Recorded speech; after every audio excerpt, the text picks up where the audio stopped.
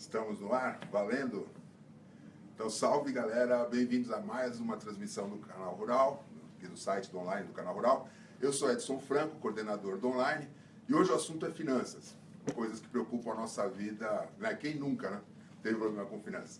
E para falar do assunto, estou aqui com Ana Paula Hornos, coach, consultora financeira, autora do blog Dinheiro Sem Crise, que você pode entrar lá, tem sempre dicas para você, enfim, se dar melhor, para você evitar o buraco, ficar sem dívida, cuidar da educação dos filhos, cuidar da sua propriedade, fazer com que tudo fique mais... Enfim, fazer as pazes com a sua vida financeira, né? Então, a Ana Paula acabou de participar de um programa, do programa Mercado e Companhia, no qual ela falou sobre 5 pontos, Ana Paula. Que 5 pontos são esses? Só para contextualizar quem está entrando agora. Boa tarde, obrigada aí pela participação. Nós acabamos de comentar no Mercado e Companhia, Edson, de 5 pontos que seriam interessantes. A gente está em época do Dia dos Pais, né? Então é um momento bacana para o produtor rural, para a família rural, pensar em como educar seus filhos aí na vida financeira. E aí, tem 5 fundamentos na educação financeira que são super importantes para criar uma criança desde o berço, desde pequenininha, com uma vida financeira saudável e de sucesso quando for adulta. O primeiro ponto que eu comentei é a paciência. A paciência eu considero um dos mais importantes, porque a paciência é o fiel da balança entre estar endividado e ser um poupador. Se eu tenho paciência, eu consigo esperar, eu junto e guardo. Se eu não tenho paciência, eu antecipo, compro prestações e me endivido. Então, já foi isso também provado por cientistas, Edson, que ao longo da vida eles estudaram crianças que tinham paciências que não tinham. Tem até um testezinho aí que tem na internet. E as crianças que conseguiram esperar quando pequenas, eles acompanharam até a fase adulta e foram aquelas de maior sucesso profissional e financeiro na fase adulta. Então esse é um fundamento bem importante que a família rural pode treinar seus filhos, o papai aí que no Dia dos Pais pensar nisso, treinar as crianças e até os adolescentes, os jovens, a nós mesmos na paciência, né?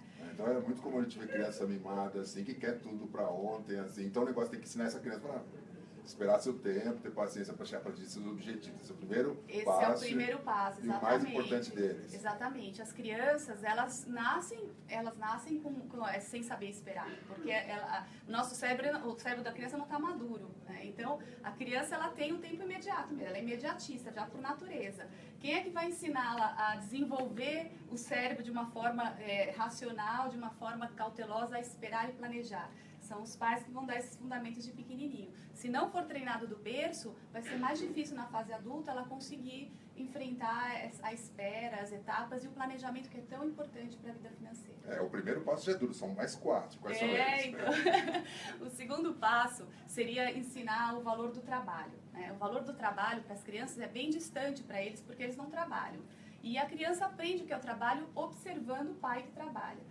E aí eu brinquei ali no Mercado e Companhia que tem uma frase que às vezes a gente usa sem querer, pai que viaja muito a trabalho, fica ausente, a mãe chega em casa e fala, poxa, eu tive que viajar, mas olha, a mamãe tem que trabalhar, o papai tem que trabalhar para trazer, para comprar todas as coisas, eu trouxe um presente aqui. Aí a criança ela faz a seguinte leitura, bom, eu já achava esse trabalho ruim porque tira meu pai de mim. Meu pai e minha mãe então, já estão dizendo que é ruim mesmo, porque eles não gostam tanto. E além de tudo, o bom é comprar, porque afinal de contas ele trabalha para comprar, né? Então essa mensagem, a gente precisa ensinar que o trabalho ele traz muito resultado para a nossa vida, muita recompensa e satisfação, está ligado ao nosso propósito de vida, ao que a gente veio fazer aqui, né? E eles precisam aprender isso, observando e a gente dando exemplo e falando. Levem as crianças ao campo, na sede administrativa, né? Aonde quer que seja, para que eles enxerguem a importância do trabalho e o quão feliz vocês são trabalhando. Né? Aliás, a esse respeito, hoje à noite vai no Rural Notícias uma matéria muito legal que mostra um pai levando o filhinho dele para o campo, já preparando o menino para sucedê-lo daqui a uns, sei lá, 30, 40 anos. É bem o exemplo disso que a Ana Paula está falando. Muito bom, muito legal. 2 pontos. 2 pontos. O terceiro ponto é o planejamento. O planejamento está ligado a estabelecer prioridades, né? A priorização. Porque o dinheiro é um recurso limitado, ele não é infinito. Ninguém tem, né, dinheiro infinito. Infelizmente, né? Infelizmente. A gente precisa fazer escolhas, né? E dentro dessas escolhas, ela precisa ter hierarquia, grau de importância. Porque se a gente não faz isso, o nosso orçamento vira aquela bagunça, a gente não percebe, não sabe muito bem para onde o dinheiro está indo, chega no final do mês, a conta está negativa. Então, a gente pode treinar os filhos também desde pequenos a fazer lista. Criança vai pedir tudo, eles são imediatistas, né? Eles estão sujeitos às tentações, né, do supermercado, da loja de brinquedo, de tudo onde eles estão. Eles vão pedir e o nosso papel é ensiná-los a priorizar. Então a resposta não é nem sim ou não, assim, quer estar pedindo brinquedo? Leva para me livrar logo do assunto. Ou então, não, porque dinheiro não é capinha, eu não tenho dinheiro, não dá para comprar. Na verdade, a resposta certa é, ok, vamos observar? Espera, anota, a gente anota e a gente vai pensar se compra ou não. E não resolver o assunto naquela hora. Esse anotar, você vai levar para casa com a criança, faz uma listinha, pesquisa preço, vê tudo que ele já pediu, o que seria mais importante, a diferença entre necessidade e desejo, e aí a criança vai lá e vai aprender com o pai a fazer lista e priorizar e planejar. Levar a criança ao supermercado com lista e fazer com ele a lista da casa, eles adoram, porque é como se fosse um jogo para eles. Podem fazer no formato até de brincadeira, né? Uma forma lúdica, a criança gosta de brincar. Então, levá-los assim com lista é muito legal. E os grandinhos também, não é só para os filhos que a gente está falando isso. É bem grandinho. É bem grandinho, tem o mesmo problema de ser imediatista e tal. De não ir lá na prateleira. Não aprendeu quando era criança, agora dá trabalho. Se for com fome, é pior ainda, né? Passa no corredor dos doces ali, a lista vai pro... Já foi embora o orçamento. Mas cuide para que não aconteça isso com sua criança, tá? É isso Quarto mesmo. ponto. O quarto ponto é a gratidão, porque a gente precisa também desenvolver o nosso cérebro num senso de felicidade e plenitude. Porque a vida ela é cíclica, né? A gente tem altos e baixos. Voltou? Uhum. Acho que teve uma interrupção. Estamos no quarto ponto, não perca a conta. Eu vou seguir aqui com a dica da gratidão. Então a vida ela é cíclica, tem altos e baixos e a gente precisa treinar a gratidão em nós mesmos e nos nossos filhos para que a gente consiga desenvolver um senso assim de felicidade independente da situação. Então, uma prática que eu sempre comento com as famílias é treine em família, você no seu jantar ali, 3 coisas que foram boas, 3 coisas boas que aconteceram para você, Edson, hoje no seu dia, né? Aí você pode discutir com a sua família, com você mesmo, o que eu tenho para agradecer a Deus, o que eu tenho para agradecer a alguém, a vida, né, pelo que eu tive hoje. E aí os filhos, eles gostam também de fazer em forma de brincadeira 3 coisas que foram com você e com você. E essa troca vai estimulando que a gente perceba que a gente tem muita coisa feliz na nossa vida, né? Apesar das coisas difíceis que a gente também enfrenta. Isso é um treinamento do cérebro e precisa ser praticado, né? Muito bom, muito bom. Essa é uma coisa boa que está acontecendo no meu dia hoje. Vamos ver, faltam 2 aí. Eu também. É que estar aqui já... É só agradecer ao Canal Rural, ao Edson e a todo mundo que está assistindo. O quinto ponto, Ana Paula. O quinto ponto é a generosidade. A generosidade, ela se traduz aí na educação financeira através da doação, né? A doação é uma prática que é difícil, às vezes, a gente entender, porque ela diminui, na verdade, os nossos recursos. Então, se eu tenho 100, eu dou 10, eu fico com 90 e eu fico com menos, né? Então, como é que isso pode ser bom para o meu exercício de orçamento, que já está difícil? O que é provado também cientificamente é que o nosso cérebro ele tem uma tendência a ser egoísta por natureza. E a gente precisa treinar a desenvolver essa questão da generosidade para evitar o egoísmo. Porque o egoísmo leva a gente a ser avarento, a juntar demais, ou leva a ser comprador compulsivo também, a comprar demais porque eu preciso me satisfazer o tempo todo. Então, quando eu treino a generosidade, a doação, eu passo a me tornar mais responsável e organizado pelos 90 que ficaram menores do que se eu tivesse com 100 só para mim. É interessante isso. Então, a doação, além de fazer o bem pelo próximo, né, ela faz bem para a gente mesmo. Quando você olha para fora de si, olha para alguém e ajuda alguém, né? Isso é provado já que na educação financeira dá certo. Então, o truque na vida prática é essa coisa. A criança que está em casa cheia de brinquedo acumulado lá, que não usa mais, ou com roupa que não usa mais, estimular com que essa criança distribua essa coisa que está ociosa, esses bens estão ociosos na casa dela. Inclusive, outro dia teve uma matéria, eu não lembro onde eu vi, de uma menina que, pela internet, convocou as crianças que não tivessem brinquedo ocioso para doar, porque ela queria distribuir assim, para a galera e tal. É isso mesmo. Mas assim, nenhum dos 5 pontos assim, é muito fácil, né? Não é nada fácil. Mas antes de eu fazer uma pergunta relativa à dificuldade de seguir esses 5 pontos, eu quero estimular você que tem alguma questão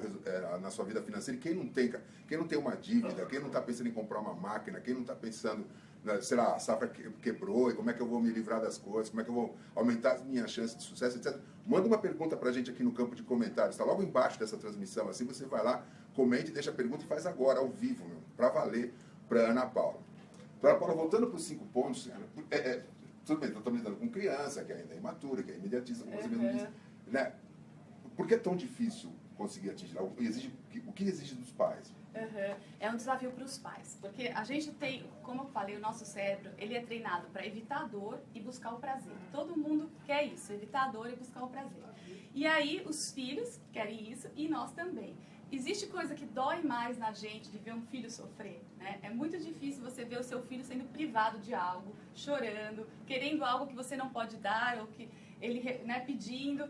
Então, esse já é o primeiro desafio dos pais, enfrentar a própria equilíbrio dele mesmo, das suas próprias emoções, de saber que é mais importante ele passar aquele conceito de educação financeira, que ele vai trazer um benefício para o filho, para o futuro, do que dar a resposta imediata, né?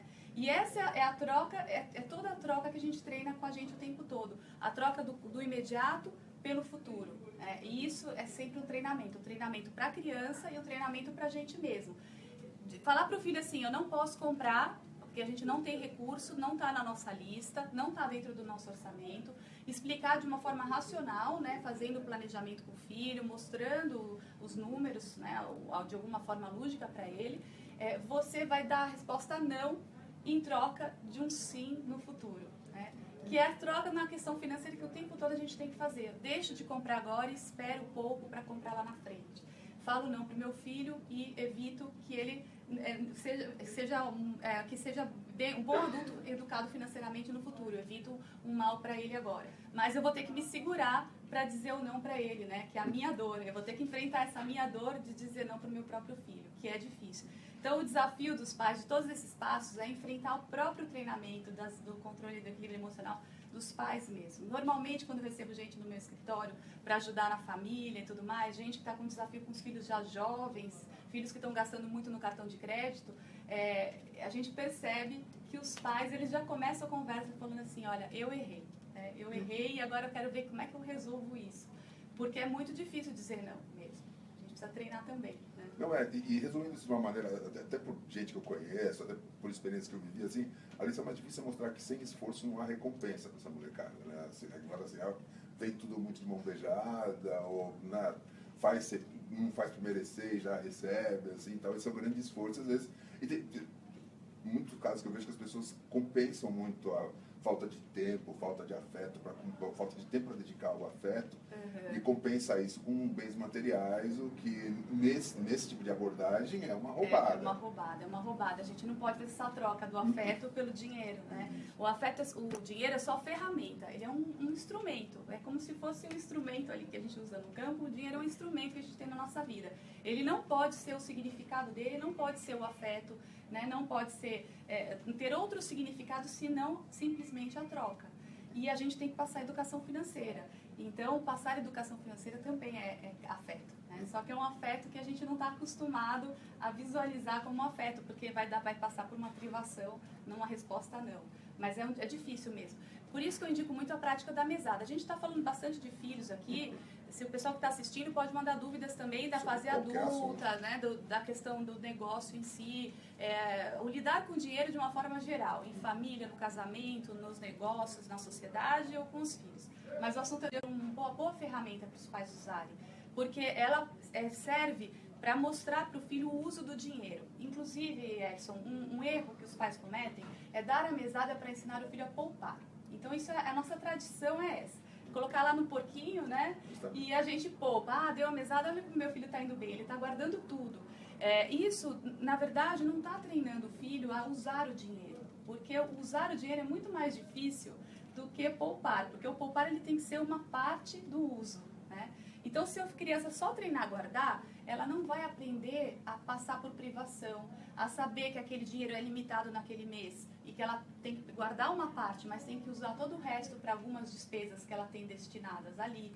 Então, o pai pode fazer pequenos acordos com os filhos, né, decidindo o que é que vai estar dentro daquela mesada. É a cantina da escola, é o lanche ali quando passeia com os amigos, ou para o jovem mesmo, né, o jovem que às vezes já tem carro, tá lá o combustível dentro de algum valor que o pai está ajudando aí para que o jovem já tenha a sua independência. O que é que está dentro dessa mesada?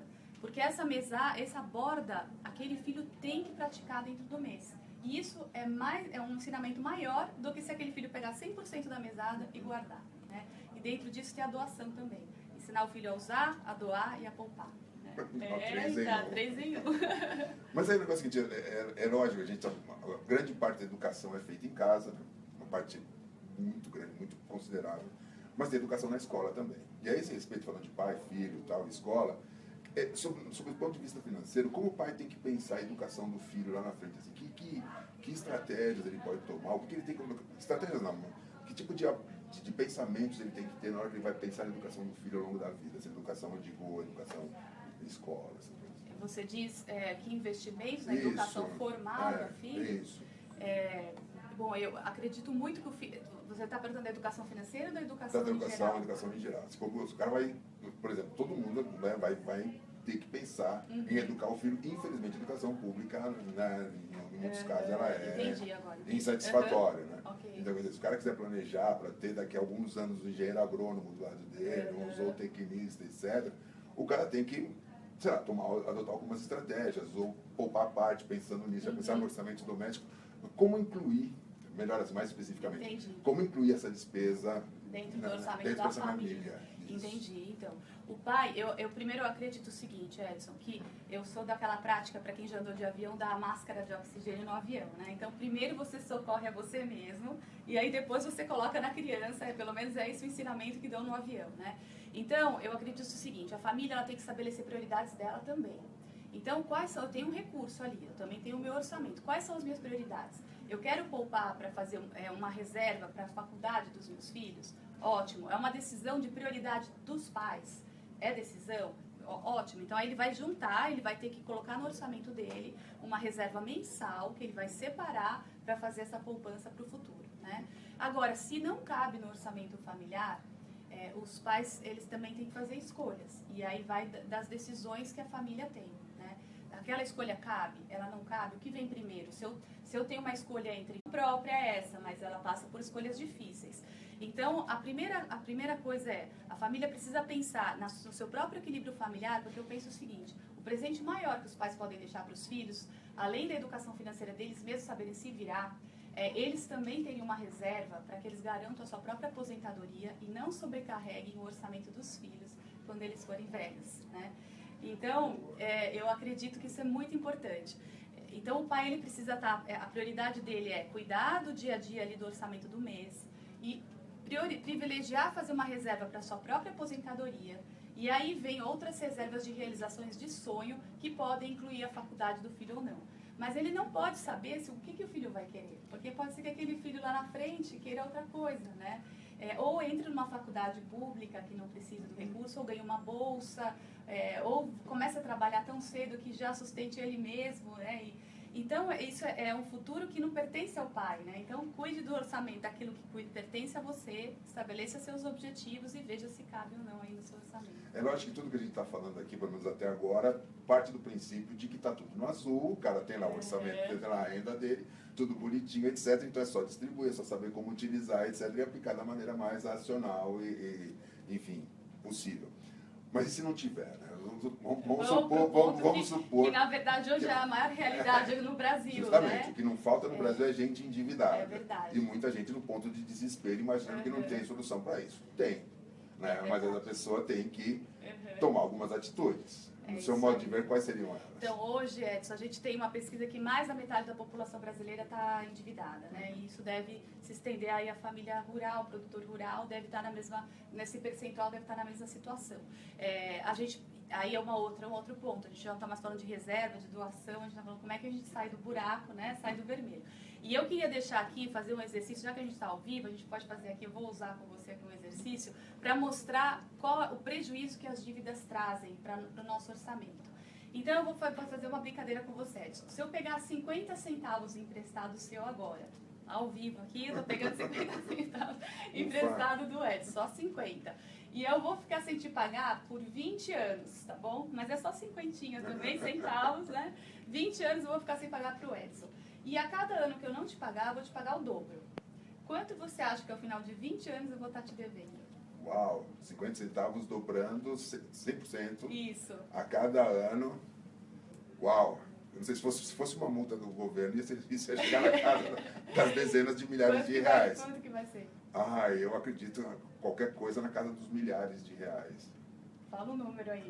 Um número, sei lá, R$2.000. R$2.000. Então, eu peguei emprestado com o Edson 50 centavos por 20 anos e vou pagar o dobro a cada ano para ele, e R$2.000. Vamos fazer a conta comigo aqui ao vivo, hein, gente? Olha lá. Jornalista fazendo conta.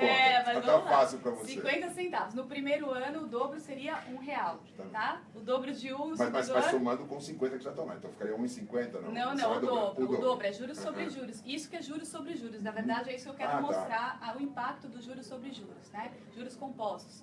Então, 50 centavos eu vou dever R$1. No segundo ano, R$2. No terceiro ano, R$4. No quarto, R$8. No quinto, R$16. Eu vou arredondar para 15 só para facilitar a conta aqui para jornalista. Obrigado. No sexto ano, são 30. A gente estava com 15, 30, tá? Depois, 60. Depois, 120. Depois, 240. Arredonda para 250 para facilitar, R$500. Em 10 anos, 500. Você falou 2.000, né? Depois, R$1.000, R$2.000 em 12 anos. No 12º ano, chegamos lá. Chegamos no seu, vamos passar, né? 2.000, né? Isso. 4.000, 8.000, 16.000, vou arredondar para 15.000 para facilitar. 30.000, 60.000, 120.000, 240.000, vou arredondar para 250.000, R$500.000. Se eu pegar 50 centavos emprestado hoje para você e te dever o dobro a cada ano, eu vou te dever ao final de 20 anos R$500.000. Toma aí. Não, mas eu vou trocar com você por 2.000, que eu vou sair muito na vantagem desse empréstimo. Na verdade, isso que a gente está falando de 100% de juros, né, que eu estou falando. Juros de cheque especial, juros de cartão de crédito é 200%, chega a 400%. Então você imagina, se 50 centavos podem virar R$500.000, o que pode virar um valor que você deixa negativo na sua conta corrente, no cheque especial, ou uma fatura de cartão de crédito que você rola, quanto pode isso significar? Isso você tem um juros de 400% ao ano. Ou seja, se torna impagável. Não tem solução, né? A cada decisão de mês que você vira, você está se colocando numa situação que você não tem como sair, né? Então, a dica aqui é: tome a decisão, reconheça que você está, né? O primeiro passo é reconheça que eu estou numa situação que eu preciso sair dela e que eu não consigo sair. Porque a gente às vezes não reconhece, a gente fica tentando outras. Então eu pego um outro cartão, eu compro um cartão com outro, eu abro uma nova conta corrente, eu enrolo um pouco nessa, eu dou um jeitinho para, né? Porque a gente vai tentando artifícios para dar conta daquela. Faz a conta pelo valor mensal da prestação e não pelo valor total da dívida, né? E quando você soma todo o total, e mais grave que isso, Edson, é continuar no buraco, no orçamento todo mês. Então, vamos imaginar que eu ganhe R$5.000 por mês e eu gasto 15. Eu vou ter 10 a cada mês de buraco. Essa é pior ainda do que a dívida em si, é você continuar na diferença dos 5 para o 15. Ficar com os 10 negativos a cada mês. Porque daí você está aumentando essa situação a todo mês. Então, o primeiro passo é tome a decisão, interrompa esse ciclo, faça a conta de tudo que você tem de dívida, que às vezes é até difícil fazer esse levantamento, são tantos os cartões, as contas, dá trabalho, você fazer todo o levantamento. E o segundo passo é como é que eu vou interromper esse ciclo desse exemplo que eu dei, do 5 para o 15. Eu tenho que viver com 5. Esse é bem difícil também, mas eu preciso viver com 5, porque eu vou ter que dar um jeito nesse resto aqui, mas eu tenho que primeiro dar um jeito nesse buraco que se alimenta, na bola de neve que está se formando, né? Daí a gente tem outras práticas de fazer negociação com os bancos, aí tem toda uma assistência técnica que pode ser dada para sair dessa situação. Mas os 2 primeiros passos é tomar a decisão, fazer o levantamento de qual é o tamanho do buraco e interromper buracos futuros, né? Acho que aí eu não sei se você já chegou a lidar com isso no seu escritório, etc.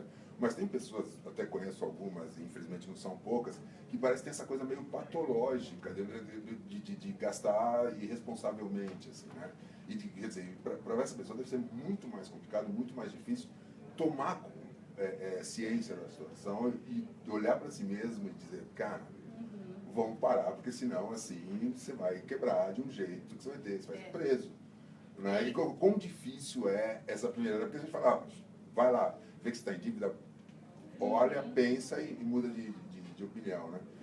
Existe algum mecanismo que possa ajudar esse sujeito a chegar e falar, pô, não chegou a hora, do jeito que tá não dá, se eu não parar. Existe sim, Edson. Eu faço esse trabalho no meu escritório, porque não é só o trabalho técnico, né? O trabalho técnico é fazer conta. Então a gente vai lá, levanta, planeja. Mas o trabalho comportamental é o mais difícil, porque é onde a gente esbarra. Porque tomar essa decisão, do exemplo que eu dei, dos 15 para os 5, é um sofrimento enorme, é muito difícil. Como é que eu vou reduzir? Eu não estou conseguindo viver, eu não vou conseguir viver com 5, né? É bem difícil essa decisão. Depois também algumas práticas, como você comentou, que a gente tem de vícios, de hábitos ruins, errados, eles impulsionam essa situação e a gente precisa dar uma parada nisso. Então existem algumas técnicas que a gente trabalha para que a pessoa ela elimine os gatilhos. Então a gente faz um trabalho de identificar o que é que te leva a gastar. É quando você passa em frente a uma loja, por exemplo, né? Quando você vai ao supermercado com fome. Estou dando um exemplo muito simples, que tem outros mais sofisticados. Até tenho casos de pessoas que investem na bolsa e se tornam jogadores. E aí formam uma dívida enorme como se por fazer da bolsa um jogo, né? Também tem outros lados aí. Mas a gente precisa identificar o que é que faz a pessoa usar a bolsa como jogo. E a gente vai identificar os gatilhos e tentar trabalhar em eliminar esses gatilhos e substituir por comportamento. Quais são as recompensas que eu estou buscando emocionais para fazer aquilo? Que outras substituições eu posso fazer? Esse é um trabalho que a gente faz que leva um certo tempo, mas que é bem possível. Agora, existem pessoas que é doença, que não é... E aí doença precisa ser tratada com especialistas da área da saúde mesmo, né? Às vezes psiquiatra, auxílio de um psiquiatra, às vezes auxílio de um psicólogo na questão de trabalhar as emoções aí da história da vida da pessoa, se passa por uma forma já de doença. Então a gente precisa identificar se é um comportamento só, uma prática que você está fazendo, que você pode mudar esse hábito, ou se de fato você precisa de uma ajuda profissional médica para te ajudar a sair disso. Mas sendo um ou sendo outro, ou os dois ao mesmo tempo, é possível e tenho casos reais de pessoas que conseguem fazer isso e que são bem-sucedidas. Então, a esperança e o primeiro passo é reconhecer e tomar decisão. Eu sou um acompanhante por dever de ofício do seu blog, aliás, recomendo para todo mundo, Dinheiro Sem Crise, entra na home do Canal Rural, desce um pouco lá, você vai ver blogs do Canal Rural, você vai encontrar o blog Dinheiro Sem Crise, da Ana Paula Orno, você vai, com certeza tem lá o que, uns 15 posts, algum problema que você já enfrentou ou vai enfrentar na vida tá tratado ali de maneira muito profissional, muito competente ali. Mas uma das coisas que me chamou muita atenção num post recente, que é essa coisa do produtor, que é muito legal, do cara ter esse conforto, esse privilégio de poder trabalhar em casa. Transformar a sede da fazenda em escritório também. Mas isso esconde uma armadilha, que é o cara deixar o orçamento familiar ser contaminado pelo da propriedade e vice-versa. Né? Como escapar disso? Então, até no nosso último vídeo, né, a gente fala disso, é bastante importante separar as contas. Saber ter o orçamento familiar e o orçamento do negócio de uma forma totalmente separada. É muito comum ter essas misturas, principalmente se a pessoa trabalha, né, o escritório é dentro da casa, então já tem a mistura da própria energia elétrica, que o dono de empresa tem, que não é uma pessoa que não é assalariada, se nominar o seu próprio salário. É uma dificuldade que a pessoa tem. Qual é o salário que eu devo ganhar da minha própria empresa? Né? Se nomear um valor, isso é muito difícil. Então, o que acontece? O produtor ama o negócio dele, o empreendedor ama aquele negócio, então ele faz tudo para que aquilo esteja bem. Então, às vezes, ele não tira o dinheiro. Ele fala, esse mês eu não vou tirar nada, porque eu vou deixar tudo na empresa. Daí, esse mês eu só vou, então, jogar a minha despesa de combustível na empresa, porque é o que eu preciso, e deixa ali. E aí, com essa prática, ele vai jogando despesas dentro da empresa, porque ele não quer tirar um dinheiro oficialmente por mês para ele. Só que isso cai numa cilada, porque quando você se dá conta, você tem tantas despesas misturadas entre a pessoa física e a jurídica, que você já não consegue mais enxergar a saúde do negócio, nem na empresa e nem na sua vida familiar. E a família fica meio perdida também, porque às vezes tem um recurso grande, às vezes não tem, as despesas dos funcionários da casa estão dentro da empresa, então eu posso pagar. O faturamento da empresa normalmente é muito maior do que o valor que a pessoa poderia retirar, então dá uma disfunção aí de parâmetro, né? Então, tanto para a saúde da empresa quanto para a sua saúde pessoal, separe as contas, nomeie esse valor que é o seu prolabore, defina isso dentro de uma rentabilidade da sua empresa, faça as contas, seja conservador, mas defina uma retirada. Essa é a sua retirada para viver com a sua família. E ali você vai cuidar do seu orçamento. O restante dentro da empresa, você não tem nenhuma despesa da pessoa física dentro da empresa para você ver se a sua empresa é rentável ou não e como é que ela está indo junto com a sua equipe. Ser várias coisas que a sua vida vai ser melhor e mais simples. E a relação marido-mulher dentro dessa equação? Assim, tem alguma dica especial? Assim, de Eu tenho, mas isso não é um blog aí que vai subir, eu não vou dar hoje, não. Fica para a próxima. Tira as crianças da sala. Mas como acertaria as despesas, né? Como um casal ser financeiramente saudável, essa é a questão. Então, a gente vai subir um post aí falando, primeiro, da questão da negociação do casal. Porque um ponto importante, né, além de todas essas questões técnicas que eu estou citando, o orçamento, conversar sobre dinheiro a dois é fundamental. A dois ou a cinco, se você tem filhos, né, a três, a quatro, envolver a família na discussão do dinheiro, do orçamento, é muito importante. Porque por pesquisas, a gente descobriu o seguinte: as pessoas, elas não são mais gastadoras se é homem ou se é mulher. Todo mundo pergunta, quem gasta mais, homem ou mulher? Né? Quem gasta mais, a classe social mais alta ou a mais baixa? Quem fica mais no negativo? Né? Não tem isso. O que tem é, assim, as pessoas que estão mais distantes de saberem o que está acontecendo no orçamento são aquelas que gastam mais. Então, traga seu cônjuge para dentro da discussão, a sua família para dentro da discussão, que vai ajudar. Mas tem um ponto aí da negociação entre casal, né? Que às vezes acaba casamento na briga aí por prioridade. E é disso que a gente vai falar no nosso próximo post. Então, aguarde aí, assista o nosso blog, né? Que a gente vai ter um videozinho falando sobre negociação entre casal para um bom casamento em relação ao dinheiro. Ana Paula, muito obrigado por esse tempo com a gente aqui, por passar umas dicas para os nossos espectadores, leitores, etc., para a galera.